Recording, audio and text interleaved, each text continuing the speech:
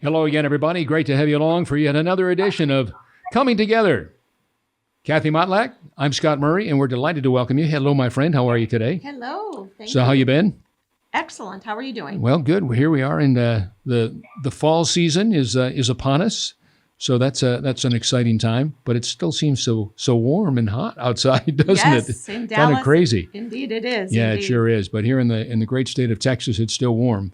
But we're delighted to welcome everybody, and of course, we're going to head a little north right now. You want to tell us about our special guest today? Yes, we are thrilled to introduce you to Morrie Elstien, a friend of mine from Chicago, who is here to tell us all about his wonderful organization called Morrie Connect, and also the non-for-profit that he's very involved with and has been involved with children for the last 8 years. Welcome, Morrie. Hi, Morrie. How are you? Hello. Glad to be with you. Thank you for being with us. Why don't you start by telling us a little bit about yourself and Morrie Connect, and also your children's organization? Sure. Well, about myself, I'm born in Montreal, Canada, lived in New York City, moved to South Bend, Indiana, went to Indiana University, and then moved to Chicago about 40 years ago. Got involved with the production of direct mail. Eventually got into a situation where I was partners with two other guys who started a direct mail operation here in Chicago. We started with 10 employees and 10,000 square feet of space. I bought the two partners out after a year and a half, and we grew the company from 10 employees and 10,000 square feet to 875 employees and 350,000 square feet of space. I sold that company 17 years ago to Banta Press. Got involved with a couple of things as a new wealthy person. Now, one of them was a charity that I've been involved in for the last 8 years, and that charity is called Chicago Children, Our Kids Chicago.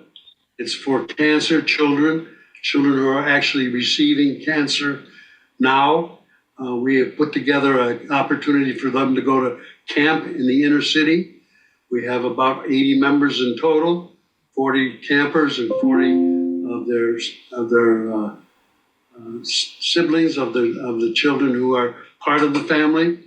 And we actually get two of the hotels here in Chicago to give us space. They take the furniture out, put bunk beds in.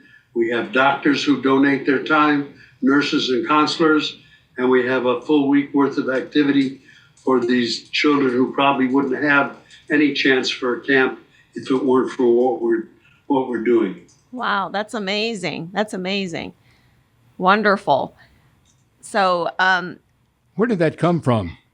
I just wondered what your interest in spearheading, towards that effort on behalf of children, cancer and what have you. What was the endeavor? Where did it come from that's what you wanted to be a part of? Well, I started a year after the company the organization was developed, and I got very interested because of two things: the cause, the opportunity to give kids a chance that they wouldn't have any other time, especially with their peers, and we needed funding. We needed donations because we carry the program on completely out of donations. So every year we're fighting for that money that we need to put the camp on. What's been the most rewarding thing to you as you look back when it started and all that you've done since that time? I just wondered, you go to bed at night, what do you think about? What's the most rewarding thing? That's a very interesting question. One is a sad answer and one is a great answer.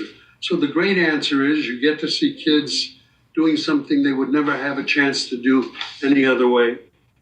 You get to meet their parents and their siblings, and you get to see the excitement in these kids' faces when they're enjoying the activities of camp. And they include all kinds of things, including, taking the kids to the Shed Aquarium during midnight times when nobody's there, and they sleep on sleeping blankets in the hallways and get to roam the aquarium all by themselves, or taking them to the police command and letting them go in SWAT cars and see what goes on at the fire department and go swimming every day, and just the fun of being away from home, but with people who have the same situations that they have.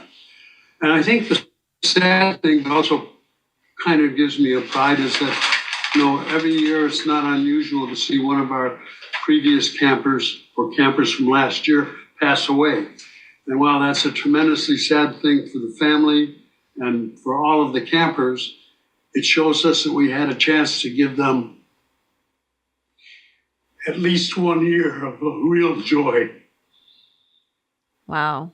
Well, I'll tell you what, I simply take my hat off to you and say thank you, thank you, thank you. I wish we had more people on this planet like you, because unfortunately, I've said many times in my keynote, live your life as a go-getter, but share your life as a go-giver. And that's what you've done on behalf of these children with cancer.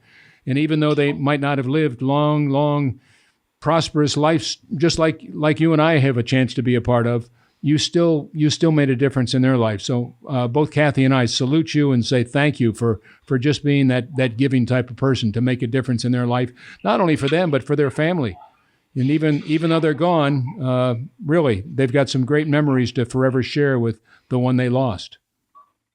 And surprisingly, one of the offshoots of gratification is that nobody thinks about their siblings, their brothers and sisters, who sometimes get less attention because, of course, of the problems that the child's going through. Absolutely. And we now adopted a situation of bringing those siblings to camp, too, so they get the same excitement and treatment with their siblings. Yep, no question about that. Would you not agree? Absolutely. That's amazing, Morrie. I'm so thrilled that to hear that you're doing such a wonderful thing and making such a big difference in the families' lives. And you're right. The siblings often get left out because it's the cancer patient that's the focal attention point, as they should be. But it's nice that you have created an environment where the entire family benefits. They become closer and get to enjoy and experience joy and delight. In a lot of cases, it sounds like the last few years or months of their lives. Well, I have to give a lot of credit to all the board members who are part of the group, who give unselfishly of their time, and certainly the doctors, nurses, counselors, and hotel owners who give us the privilege of giving those kids that week of camp. That's amazing. Yeah, it really is. Any other thoughts that come to your mind about all the things you've known this gentleman longer than I have? How about it? Well, I just want to really acknowledge again Morrie's heart. He saw an opportunity to help kids. He saw an organization that needed his philanthropic efforts and his voice. And I want to applaud you for the work that you're doing. And we're glad that we're able to highlight you and your organization and the wonderful work that you're doing so that more people can be aware and lend a hand if they can. Thank you. Where did that all come from? I saw when you were setting up our broadcast here today, I saw your wife. And is this something you do together? Do you have children that are focused on those kinds of things? Where did that all begin? No, I've been one of the lucky parents who haven't had a child with those kind of situations that they have to work on in their lives. The families obviously have a huge chore, and I think we help give them all at least something to be happy for every year that the kids are under cancer treatment. Wonderful. Now, I'd like to pivot now to Morrie Connect. You're also spearheading a organization that's quite wonderful, filled with men and women just like you, who are doing great things in the world. Why don't you tell us a little bit about Morrie Connect and what you do there? Morrie Connect was started about 10 years ago. It was based on the fact that I felt all my life that people haven't properly used their human resources to grow their business. Most people don't understand that one of the greatest benefits we have is the people that we know, but very seldom do we think about them in a business sense because we're thinking about, all the things that take up our business time. The truth of the matter is that if people concentrated on using their networks and making introductions and paying it forward, they could change their business life forever. So the simple gratification of meeting a president or owner of a company and understanding that every night and every morning that president goes to bed thinking about growing their business. And how unusual that we never think about that when we meet somebody we want to sell our product or service to. So when we put it in our minds that that person is interested in growing their business, not just interested in listening to us talk about our products and services, and we ask two definitive questions every time we meet or sit across of a leader of a company. How can I support the growth of your business? Who do I know that would be good for you to meet for that support? We open up a huge chance to become a partner instead of just a business associate or a salesperson for our company. When you say to somebody, how can I help support the growth of your company? You're talking about the most important thing in that president's mind every single day. And they understand now that there's something you're willing to give them besides your product and service. And there are two things that happen when you make that comment and you follow through with it. One is you have a much better chance of selling your product or service. Most importantly, you have the only chance that president you're sitting across of saying to you, how can I help grow your business? Who would you like to meet that I know? And that, in essence, is what Morrie Connect is all about. It's about paying it forward. It's about showing interest in the person you're sitting across of's growth of their business and doing something to actually make that happen. It's incredible to me to understand that people I meet who have vast networks never think about those people. Instead, they're selling their product or selling their services. But if they gave instead of just getting, they'd have an opportunity to change their whole business life. Wonderful. Words to live by, for sure. Absolutely. Absolutely. Did you have a couple of good parents when you were growing up? Did you grow up in Montreal? Did you stay there until you were an adult? You know, I moved around a lot, but when I came here from IU, from graduating from school, I stuck here in Chicago for over 40 years and had a couple mentors and a few people that led me to some ultra successful business owners. And I was able to populate that and continue to work on growing that network. And today I've culled down 9,200 presidents of companies into about 6,200. Each of those, I have a paragraph that they've written me about themselves. I've spent an hour with each of them, interviewing them. And those are the people that I use to help my new clients meet and grow their business with. Let me ask you just kind of a crazy question, but I'm if we had a whole bunch of people gathered here in the studio and I was to tell them about you and how benevolent and just kind you are to help others and make a difference in their lives, what would you say to these people that say, oh, I don't want to do that. Oh, I don't have time to do that. Oh, gosh, I don't want to do that. I don't even know them. What would you say to all these people about why they should be givers? So I'm telling them that there's a secret that's right below the surface. It's called paying it forward, and it's called giving. And when you do those two things, you solicit a reaction from the person you're talking to or that you want to do business with, different than any reaction you're going to get under any other circumstance. You're saying to them, I'm opening up. I have a network. And by the way, you have a network. If we share those networks, think of how much more business we could do, never even having to go outside the people we already know. And by the way, I'd say to them that every time you meet somebody, you're not meeting one person. You're meeting 50, 100, 2,000, because you're tapping into their network that you'd have no other way of tapping into unless you were willing to pay it forward. Great advice. Great advice. And do you not agree? Absolutely. Absolutely. Morrie, why don't you tell us about the types of people who you've been able to attract into Morrie Connect and what types of philanthropic work they do, what types of work they do, and so on? They're virtually a span, Kathy, over almost every industry you can think of, from investment bankers and family offices, financial people, financial advisors, manufacturing presidents, people in private equity. So I'd say the vast majority are in situations where they're either in a financial position or need to meet people who are in financial positions to grow their businesses. So it can be lawyers, it can be bankers, it can be CPA offices. There's virtually no limit to those kind of people that need to grow their business. They span all industry. Wonderful. And I remember when you and I sat down, it was supposed to be a 1 hour meeting and we spoke for 3 hours because you have so many wonderful stories to share and so much philanthropic work that you've done. And so tell us a little bit more about the culture of your community. You guys get together occasionally. So what does engagement with your community look like? So Morrie Connect is a subscription business. It requires membership. It allows every member in the group to meet a lot of times during the year. So we hold a monthly president's luncheon, the third Tuesday of every month in Chicago.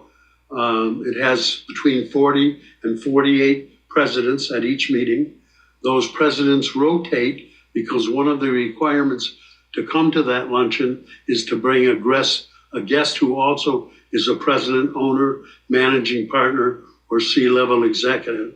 So the opportunity when you come to each of those lunches is not only to gather favor with the people you've already made friendships and relationships with and made introductions to, but it's to get to meet new people each time. So one of the things that Morrie connects is to produce situations where people, decision makers, have an opportunity to get together and learn from each other, trade introductions, learn about their different networks, and kind of become a solidified group.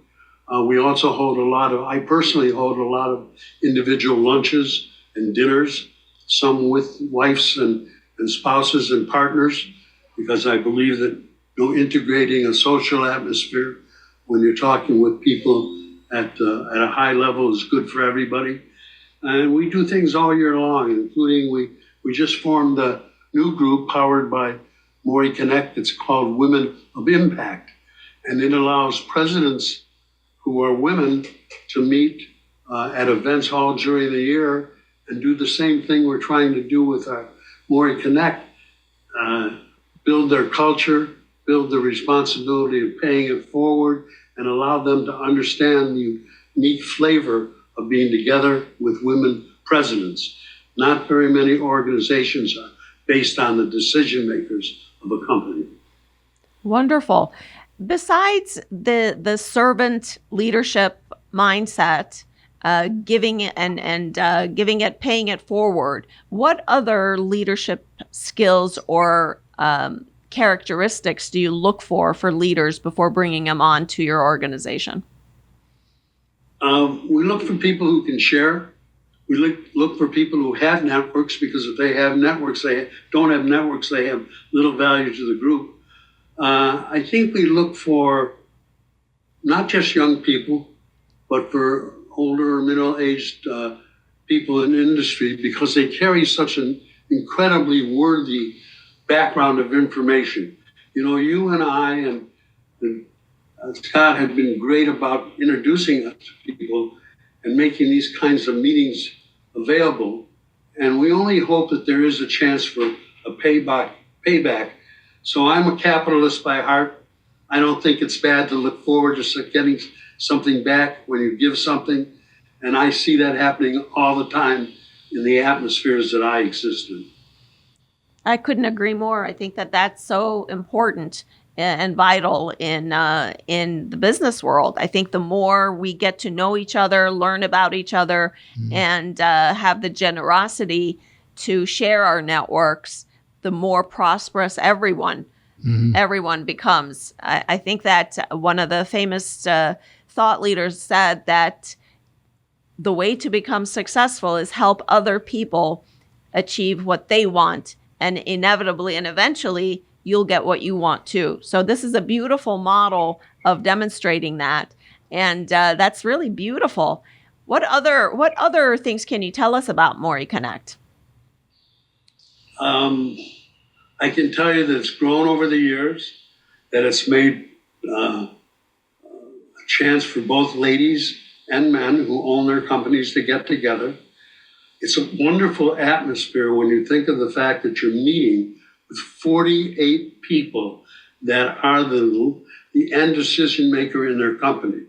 So you're getting to have a very focused group who are all intent on growing their business. The other thing that I've noticed that I think is so important is that when you have that position in your company, you are the most important salesperson. You are the person that directs your company. You can't give that responsibility away. When you are the president of your company, you are the only one, or certainly close to the only one in your company, that can have discussions with other presidents.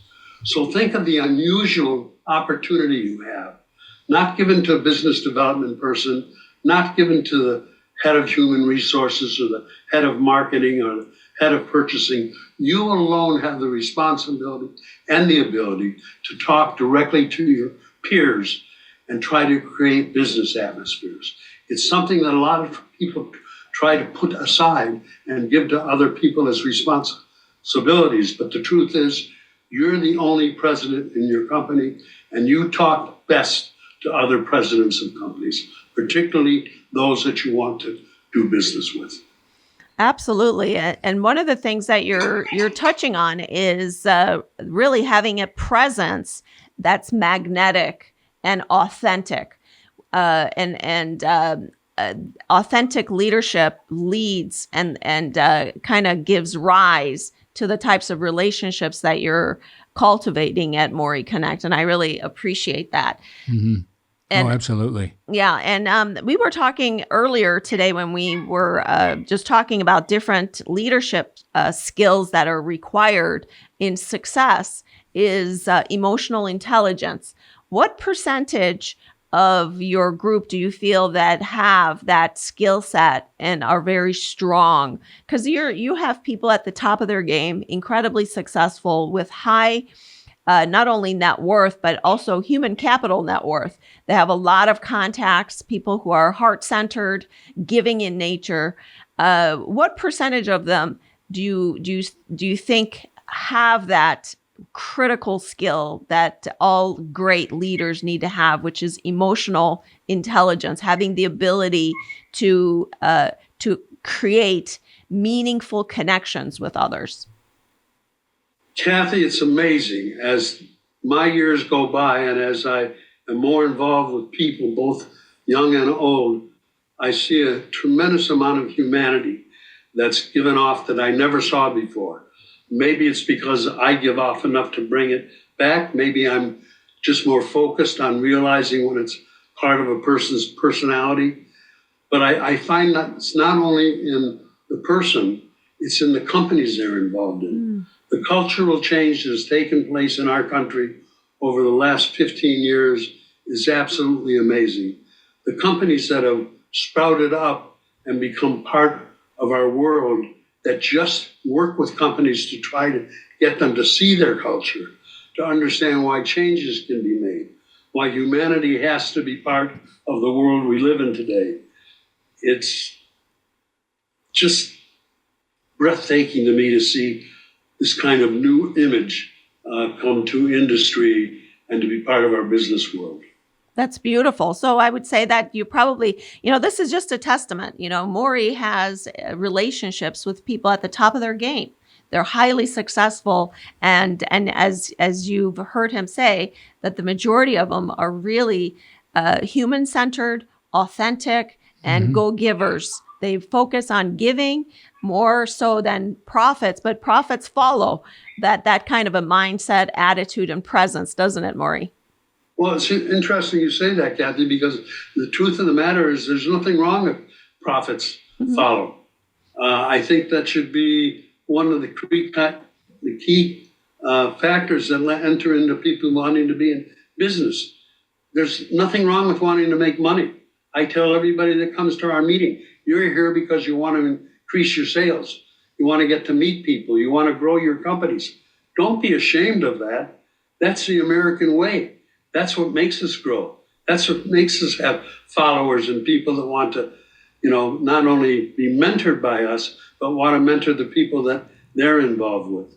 All the things that you've shared with us are, above and beyond. It's so great to hear someone like this.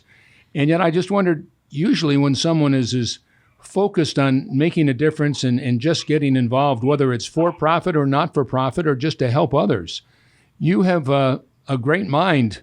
Obviously, it's the first time we've ever met, but I'm most impressed with your ability to think about, just a little out of the ordinary, what's going to make things right, whether you're talking corporately or whether you're talking philanthropically. So I just wondered, with that in mind, do you have some other things, between here and wherever that you say, what, sometime before my life is totally over, I want to make sure I do bing, bing, bing, bing. Anything else come to mind? Well, I'm going to tell you something that bothers me a lot. It bothers me a lot that I haven't been able to find more people like me so that I can grow my business. I've been able to find lots of people who can bring people into the circle, who can add people to the names that I want to put into my Morrie Connect membership. Mm-hmm. But I don't find people who have exaggerated their network, who have felt the importance of having a good and important and useful network. And I hope that the future sees more people understanding how important people are and how they can make your business grow faster than any other single element. When you want to meet a president of a company, you have to give them something. You have to be able to give them, in a pay-it-forward attitude, introductions. That's the only way you're going to solicit their introductions. And if you haven't grown your network, you're not going to be in good shape. Think of all those people in a company are C-level executives, but are siloed within their organizations, that don't give a darn if they ever meet other people. Their responsibilities are right where they are. But when they go to look for a job, when it's time to go on an interview, they don't have the people. They've got to look for somebody who can connect them. But if you're doing that all your life, if you're nurturing your connections, if you're giving instead of just getting, you have those people available to you. So what a shame it is that we're not taking advantage of the years that pass by not changing our attitude, using introductions, making friends of people, and growing our networks. Well, that's a great point that you share with us. So let me ask you this. Why do you think it is like that? Why is it? I mean, I see what you've just shared. I see that all the time. Why do you think it is like that? Is it they weren't taught by their parents? They weren't taught in school? They weren't taught at church? They weren't taught? What is it that has allowed you to do all that you've done? And today we don't see other people doing the same thing. That's a great question. I really appreciate that question. I think there's a couple of factors. I think you have to have a genuine like of people. You have to really want to meet new personalities. When we take a look at our educational system, a tremendous amount of educators are so well positioned to do this, but so many are not. So many have never worked in a lifetime working situation. So many colleges don't teach introductions and networking and growing the alumni that you're graduating from and getting out in the public and making these things happen. So the young kid who graduates from law school walks into the managing partner's office of the firm they're interviewing. And the managing partner goes through the things that are necessary. This could happen in a CPA firm as well. And at the end of the conversation, the managing partner says to this young student who may come to work for them, oh, and by the way, you're responsible for bringing in some of your own business. The mouth drops. All of a sudden, the new world is smacking them in the face. They don't know who to go to. In most cases, they can only go to family and friends, which is what we all suggest you do. But what if you had real relationships? What if you'd used the alumni to build relationships? What if when you were going to college, you printed a business card and gave it to the people you met so you started doing something as an individual? I mean, there's so many things to learn. And thank God, or maybe not thank God, it's taken me a lot of years to learn them. I wish we could combine a book from all the people who have learned all the things they've learned in business and send it out to the rest of this world as a way to get started. It just hasn't happened yet. With all that you've just shared with us, just which makes all the sense in the world, what are you proudest of all that you've done in your life? I'm sorry I missed that. I just wondered all the things that you've had a chance to be a part of. What are you proudest of what you've done in your life? Well, certainly I'm going to give my family as number one. I think that I tried to disseminate the things that I've learned, that I haven't tried to hold it in, that I think enough of myself and my experiences that I want to share them with others. You know, there's so many small things in our life. I'll give you a couple examples. When you invite somebody out to lunch who's a businessman, do you ever think about inviting their assistant? That's the person that's probably going to take their job and who you'd like to keep a relationship with. When you go out to dinner with a guy or a girl who's in business, do you ever think of inviting their wife? What happens when that wife on the way home says to her husband, boy, I like that couple. Are we going to see them again? Little stupid things that you learn the hard way growing up that you could impart with no pressure or necessity to the people that you're meeting. Wouldn't it be wonderful if we had that book? Yeah. I think you need to write a book. Yeah, I think everything you've shared with us. I have written a book. Well, I'm not surprised. It's called Successful Business Connections. Have you shared? I wish, however, I had a chance to write that other book, and maybe I will. And maybe it'll take other people to put together with the brains of what they've learned over the years, mainly about sales, mainly about people and how you can work with each other. But there's so many tips that you and I have gathered over the years that maybe we get to tell one or two people about, but that we really should be telling the world about. Well, you've just shared lots of great stories about just how to do a job and try to be as successful as you can, whether it's in corporate America or just a small company or whatever it might be. But the one thing that you have brought to the table today that I have been most impressed is what you have not just in your head, but in your heart. And you have shared about how you do it with kindness, courtesy, and respect, and just do it in a positive yet most productive, purposeful way that you care about people, whether you're doing it philanthropically with all the children, and the kids with the cancer, with that, or just what you've shared with us from a corporate standpoint.